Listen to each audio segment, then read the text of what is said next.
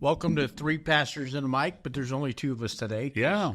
We're missing one. Yeah, Pastor Bard's enjoying a couple of days off. Yep, that's right. And we're glad he's doing that. He needs to do that. Yes, we are. I got a good topic for today. You ready? I'm ready. This is something that is starting to affect everything in our world. More so than we know. And probably already has been that we don't realize, but it's going to really come into effect in the next several years. Yep. But I want to talk about AI. Artificial intelligence. Yep. Yes. And I want to specifically talk about some areas that it can affect the church. And maybe it already is. Yep. I got some goods and some bads. Because along with anything technology-wise or new inventions or whatever, there's always really good with it, and then it can also be used for really bad or totally bad, right? Absolutely. Well, it depends on the content that's been accessed and the people that's using it. You know, most everything, Skip, has a lot to do with the user and what their end game is, what they intend to do with it. We're all humans. Cutting corners or running a scam or trying to propagate. Like, we've seen stuff with AI, which is not new. Photoshopping is part of artificial intelligence. To make things appear as if they were that they really weren't. And we're seeing that with the war in Israel, where you have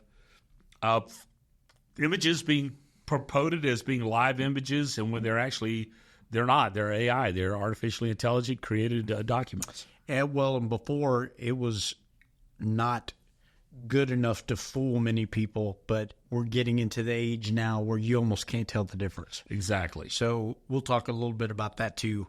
But let me talk about AI in the church, and I'll give you some things that it can be used that could really help, and get your opinion on them. Okay. Sermon creation assistance. How can AI help us in that area? It's funny. I talked about this with a group of guys at breakfast, and I said, how would you feel if your pastor was getting his messages off AI?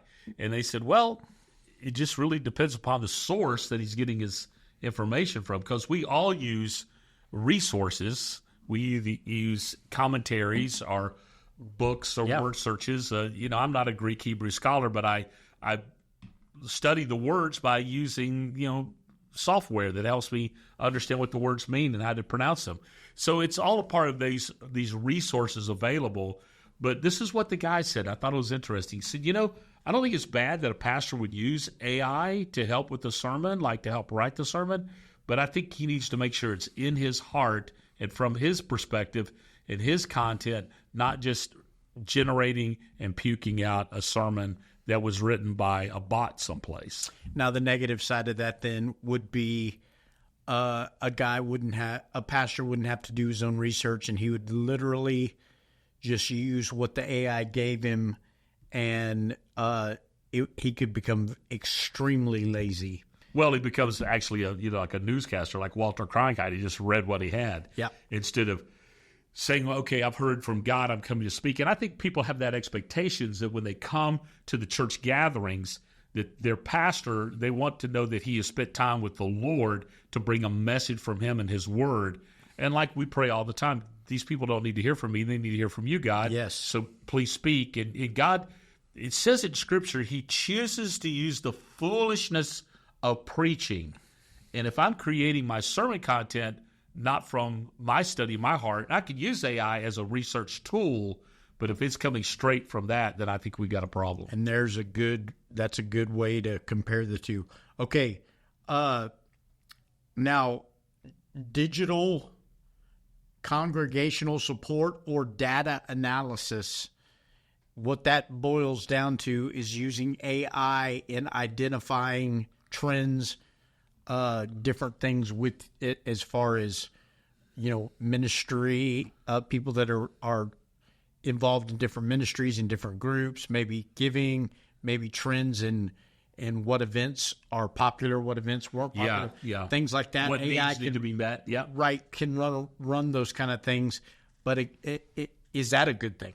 I think so. I think it's absolutely. There's a company called Gloo, Gloo, and Gloo is using this kind of data gathering to help know what needs you have in the area, and then they're providing that to the local church so they can meet those needs. One of the disadvantages we have as pastors is that we can often live in an ivory tower, in a bubble, and we're not really aware of the hurts, habits, and hangups of the people in our area. And we also have a tendency, Skip, to be somewhat insulated, isolated within our own congregation. We only think about what is it serving our, and I haven't heard this word in forever, but parishioners. What's good for our little social club? Instead of, the church doesn't exist for that. The church exists to be the hope of the world. And I think using data analysis and meeting needs is hugely important. We don't have the advantage of Jesus. Jesus walked into place and he met their needs. First thing he did is meet their needs. But he knew their needs because he's God. We don't know their needs. And the data analysis helps us to know that need or to see trends in society. We are moving from a Christian society in a post-Christian society, and the next move what we see right now in Europe is a pre-Christian society, which means the gospel is going to become very, very powerful again in the lives of people because truth is out there and people can't find it. Well, and you make a good point when it comes to I think things can go in a circle because AI, the visual component of that, and okay, when you say AI, most people think of the way Hollywood does it, where you think about artificial intelligence. Yeah. It becomes so smart. Dinosaurs. It ends up taking over the world, right. And it does it. They're robots walking around, and they become human, all that kind of stuff. Robot, yeah. When it's so much more complicated than that, it's involved in our industry, involved in computers that we use, especially social media, all these different things. It can mean a lot of different things. But in the realm of the visual, it's got so good that you can't believe what you see. Right. So what is the conclusion to that is we'll go through a period of time to where we're going to all be faked out continuously until no one will believe what they see. And the only thing you can believe what you see in person is what you see in person. And even that's going to be suspect. And but it'll come back to like what you're saying about pre-Christianity. It'll be in person, the event, the actual place you're there, and it'll have to be right in front of you where you can touch it and use more than one sense to get it. That's really interesting you say that because, COVID forced us to all go online. Yes. And we went online and we did the best we could. And the church I was at before did a pre-packaged experience for online only. We did live stream our gatherings. It was not very effective. But we did this special ministry gathering for online congregation. We had over 38,000 IP addresses that watched us every week. This is very, very effective. But because the other influential leaders in that church didn't validate that or believe it was real, then they decided to move away from it. That's neither here nor there. But what we're going to see in the future, I think, is that everything has a shelf life. Even live streaming, stuff on the internet has a shelf life, and people are going to want more and more live events. Now, I'm not a prophet. I'm not a trendsetter, and probably will happen after I'm gone. But this live event, the live experience, is going to be what people crave as opposed to watching something anytime, any place, at any pace. Uh-huh. I think that has a shelf life, and we're going to see that dissipate, I think, in the next 20 or 30 years. And I think the human condition is our selfish and our ego-driven thing is we want what we want when we want it, and our attention span gets shorter and shorter and shorter, and that's what's going to drive the live events because it can hold our attention. Because we watch everything in sound bites now. Even the majority of the people that are online for a minute. Well, it's like this podcast right now. Yeah. Yeah. Will you watch it in its entirety? And probably not, but you might. Now, here's something I find also very interesting about the way people are attending now live gatherings. They want it in a time slot that's convenient to them, not what's convenient to tradition. For example, the 11 o'clock hour in most churches was the sacred hour. They called it the prime optimal seating hour was 11 o'clock. It's not the way anymore. Now, earlier gatherings on Sundays, even Saturday nights, are becoming the prime gathering time for people's convenience and scheduling. So what we held sacred, 11 o'clock on Sunday morning, is no longer the 11 o'clock on Sunday morning sacred hour. It's not. It's changed. And we need to be aware of that. And that's where it goes back to data analyzation, lets us know trends in what people are needing, what they're seeking, in order to provide for their needs in a more efficient, God-honoring Now, way. the negative side to that, and it's very difficult in a smaller church, is to provide accurate trends, you need to have accurate information. And gathering that information is incredibly difficult because you have to be, the more detailed you are, and we've seen it, it's like pulling teeth to get people to fill out something. Right. And if they don't fill it out, then your AI can't figure out trends and activity. Here's the reason people don't fill it out is because they're getting slammed with stuff in their inbox. And that brings up the other point of what I'm talking about is when you start seeing trends, and when AI does that, what it also does is we get killed by this and you don't even know it, is social media uses these algorithms, and that's AI. Yes. And I promise you, you don't even know, but when you start watching something on YouTube Shorts or YouTube or TikTok or Facebook Shorts or Facebook videos, what you gravitate towards is what it feeds you. Then the algorithm hooks you and will start feeding you that content. You don't even know it. You think this random thing on your timeline is there, and you go, wow, everybody thinks the way I know. It is giving you what you want to see, enforcing your mindset. That can go down a really dark path because you can get on,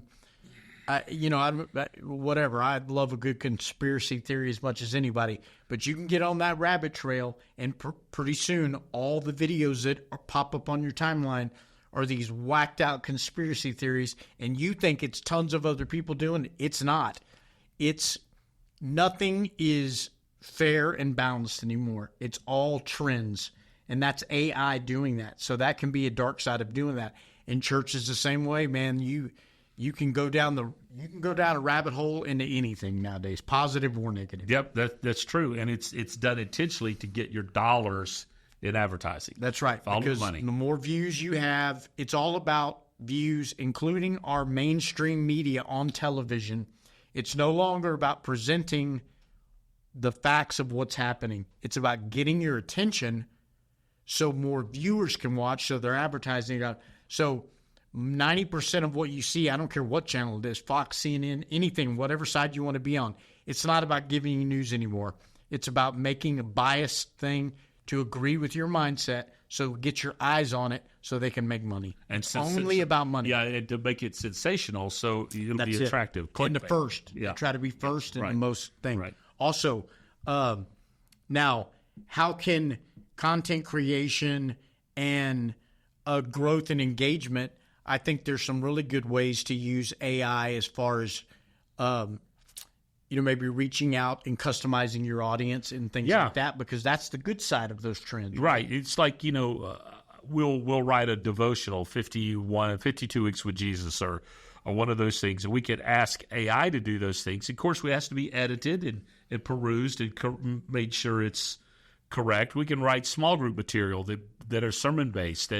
These are things that I would have to write that consume a lot of time. You just don't sit down and write out, go through the whole Bible and write out 52 weeks of biblical generosity in a 30-minute time. No. It takes time to do that. If you have a tool that helps expedite that you can edit, like we did a memorandum of understanding with the church the other day, and we asked ChatGPT to write it. It was beautiful. I mean, we had to change the names, one or two things, and it was perfect. Then that's something that we'd either have to hire a lawyer to do or would have taken us hours to do. I watched a really long video. It was about an hour and 40-something minutes, but it was very informative. It was about AI, and it was about society. It was two giants in the world of business and psychology, and it was riveting to me because one of them is trying to change the face of AI, but the psychologist was asking him questions like the dangers of AI, which he completely agrees with, but he's trying to use it as a force for good because he knows if he doesn't, it can be used the other way. But the psychologist said, but I'm going to ask you a question.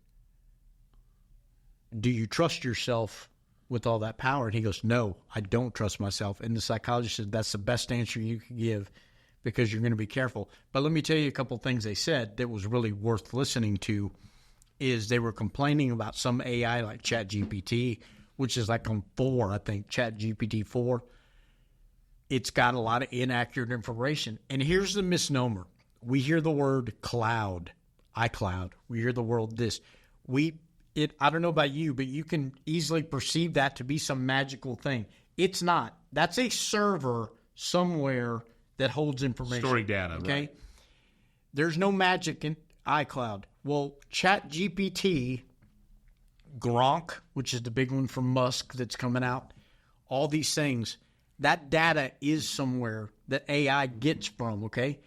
AI is trained. Well, who trains it? Right. It's biased. Where did they get the decision. content? Yeah. And that's where it can get very dangerous. And here's where the rub's going to be. You're going to get, if right now, whoever owns whatever chat, blah, blah, blah, can give it biased information. So when you put in those 52 weeks, it'll give you where it looks.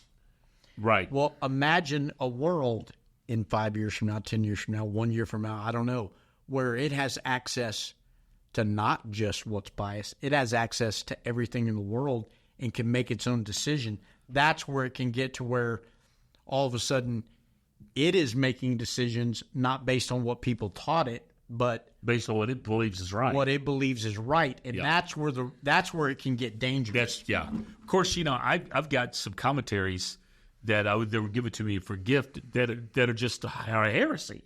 Yes. A commentary of Matthew that's just heresy. I can't remember who wrote it, but it was given as a gift from a very liberal theologian.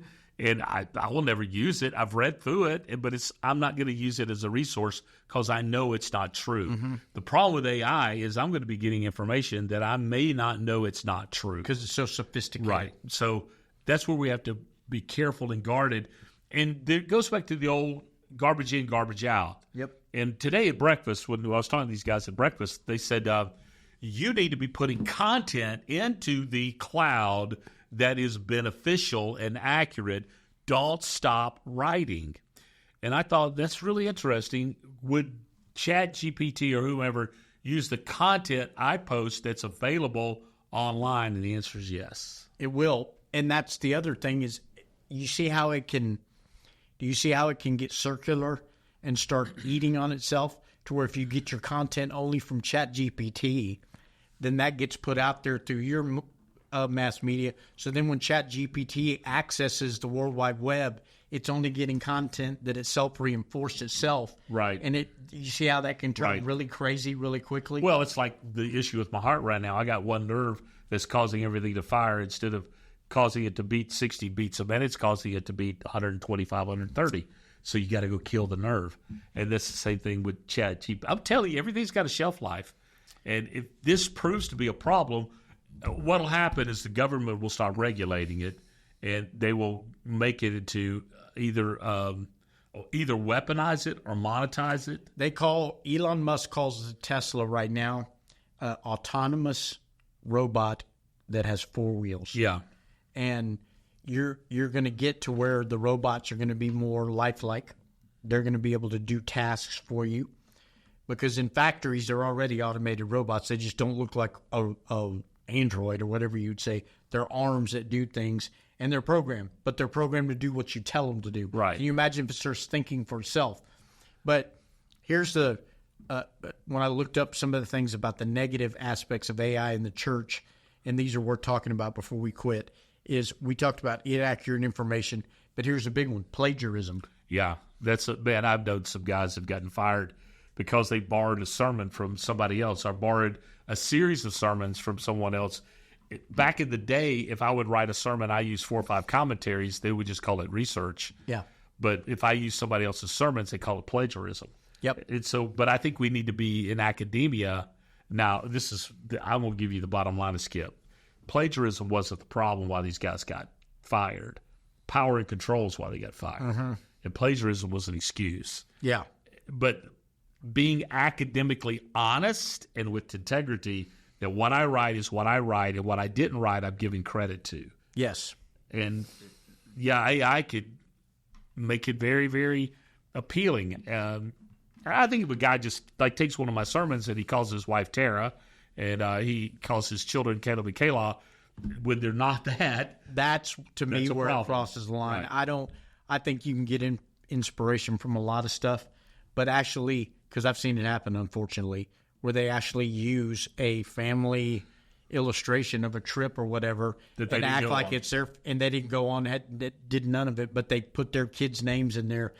Dude, that's jacked up, that's brother. really jacked up. So the other thing is when you start replacing human interaction with AI, you are, and making the world less human, then that is going to negatively affect the church, because I think it's, as we know, a full life is about relationships and how we can meet each other's needs by the way we were all created differently and come together as one family and one body to achieve these things. And if we have artificial intelligence doing all this for us, where's the soul, right? Yeah. Where's the heart? Where's the heart? Where's the giving of community? I was listening to a podcast earlier today that talked about the emotional intelligence that's required of a pastor today to be emotionally intelligent, not just intelligent quotient, IQ, but EQ as well. To understand that people need pastoring, they need shepherding, they need caring for, and if we depend upon AI, then we're really not going to be able to look into the heart and the needs of the people that we're called to take care of. And I think that's so important. And I hear this people say, well, big churches are cold and little churches are warm. That's not necessarily true. I mean, I've been in big churches that have been very warm and very friendly because it's been emotionally intelligent, driven leaders. Right. And I've been in little tiny churches that have been ancillary and cliquey and driven by people that are, not very emotionally intelligent. They do this with business meetings now, but I've seen them in churches now. The thing that has been going for a long time is they call them video venues, right? Right. Where the church is actually just a video of a larger church pastor preaching, and it's a campus. There now, you can sign up right now. You can pick a person, they call it an avatar, that's a real life person, and AI will take your sermon. It will create the words. You can make it male or female, and it will make their lips move to the words. You can make a fake person on video do that message right now. Now, I watched one of the latest ones. I can tell it's a little bit off, but in 6 months, it won't be off. It's gotten so much better than it was. Pretty soon, it's what we said. You could have a video venue church doing your message that you got from AI that's a fake person mouthing and pantomiming a fake voice doing the message. That gets scary real quick, in my opinion. Yeah. Because look how it's going to affect music. It's going to affect art like you wouldn't believe. It's like what we found the other day. We dropped in lyrics, and it would write a song for us. Two versions of a song. Yeah. Country and pop. Right, on whatever we chose. And you're going to have hits on the radio that are going to be... not written by a composer, but written by a computer. That's right, because they take what was a hit in that genre of the last 10 years, and they take the characteristics and they make a song, and guess what? It took like 3 minutes. Yeah. So as with everything, as somebody in a church, and we talk to people and we talk about use tools wisely. You know what I mean? Because they can be really good tools, but they can also be turned around and used negatively, and it's all about who's using them, right? A tool is a tool. Well, and change is coming, whether we want it to come or not. Doing nothing brings change, the change of things dissolving and eutrophication. It changes. So change happens whether we want to or not. So embrace the change. And together, let's figure out how to use AI that would be honoring and good and right and beneficial, and make sure that we don't let people's souls drift off to the dark side. That's right. Of AI. That's right. AI. Let's be positive, optimistically positive. Is that the same word? I think it is. Anyway, Optimistically positive. I'm going to be genuine. Any other slogans we could sell to Scott, Hobby you could Lobby? open up a Hobby Lobby stand right now. Well, what you permit is what you get, so don't let AI drive you to bad decisions. All right. Thanks for watching.